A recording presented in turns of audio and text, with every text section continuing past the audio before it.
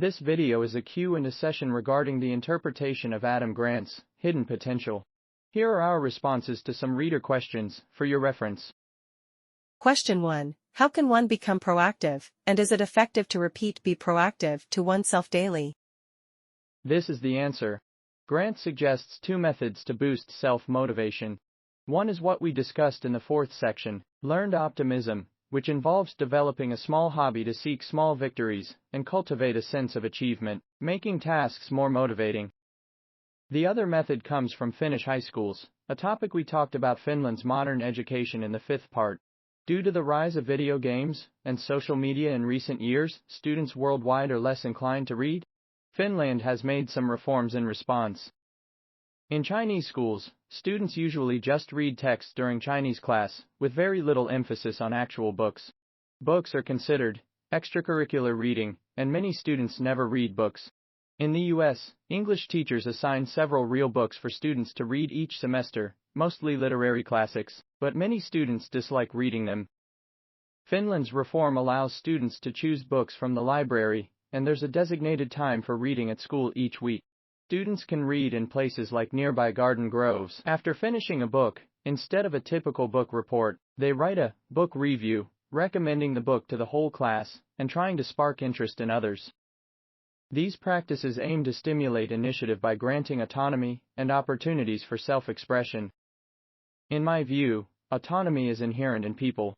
Even if one is unwilling to read books, there's always a desire to influence others on social media. The real question is why some people's autonomy is suppressed. Modern education systems, not only in China but also in the US, to a large extent, suppress students' autonomy. Many rules and regulations are not for the convenience of learning but for the convenience of school management.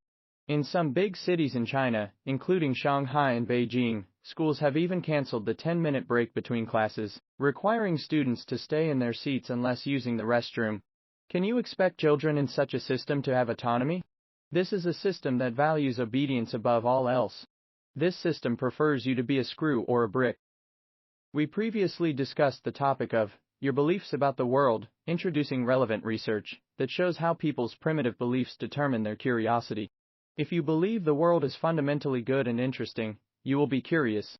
But if you think unfamiliar places are dangerous and malicious, your curiosity will be suppressed. Autonomy works similarly. If you take an action autonomously and succeed, even receiving encouragement and praise, you will be more autonomous next time.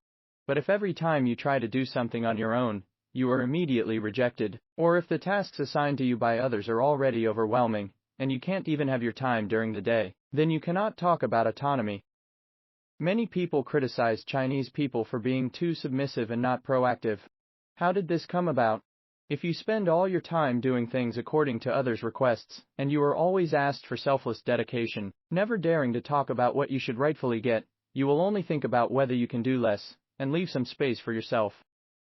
But if everyone can assert confidently that what they do is their right, and no one can interfere, with ample personal freedom, then not only will there be autonomy but also a willingness to help and genuine responsibility. Question 2.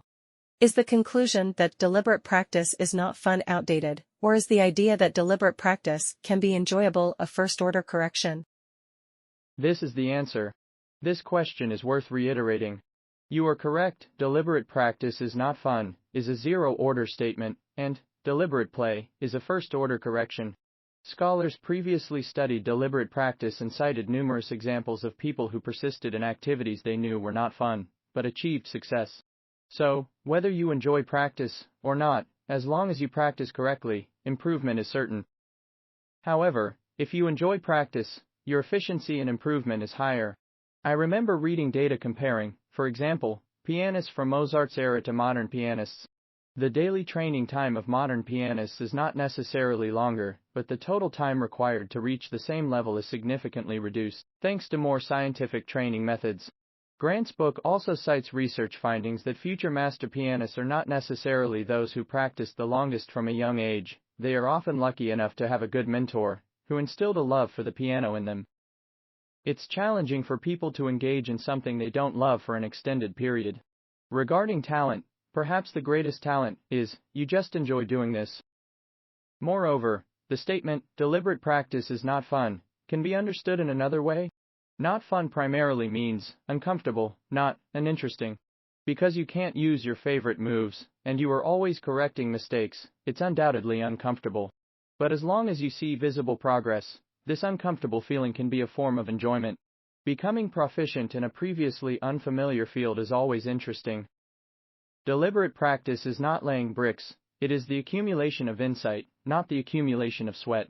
Its effectiveness is not measured by how much hardship you endure. If you can gain insight with less sweat, even better.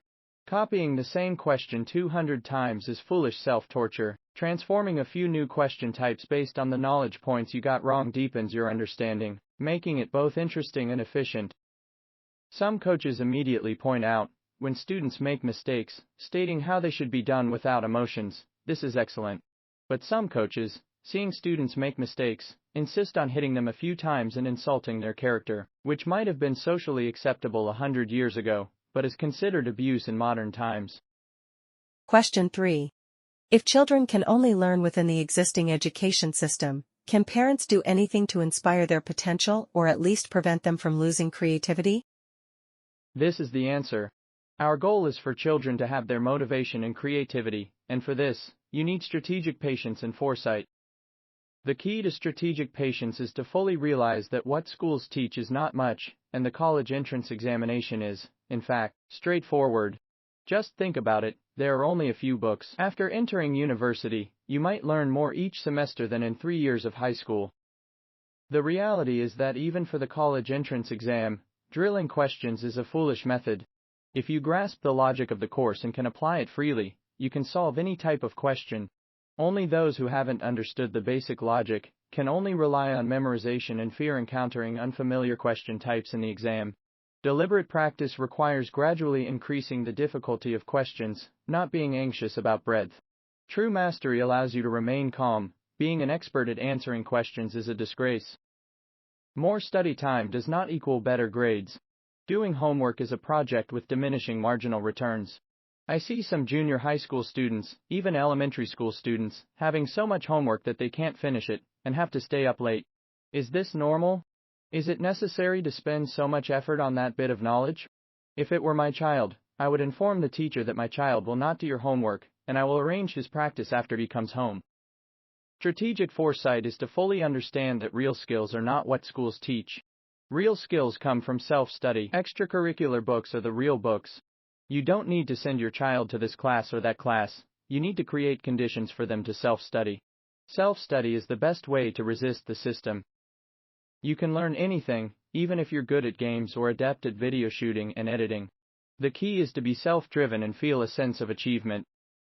Some experts in answering questions may have finally entered a good university and think highly of themselves, but when they see that all their classmates have other talents and they themselves cannot even talk about extracurricular things, I wonder what their parents feel. I see many parents now not setting a good example for their children, always being called by teachers, not daring to refuse any unreasonable demands from teachers. This is simply uncivilized. I don't read the emails sent by the teachers to my child, and I don't care about the school assignments, and nothing happens. If you feel there is value in this, please like, subscribe to this channel, and leave your thoughts or suggestions in the comments section. Let's grow together and read more good books.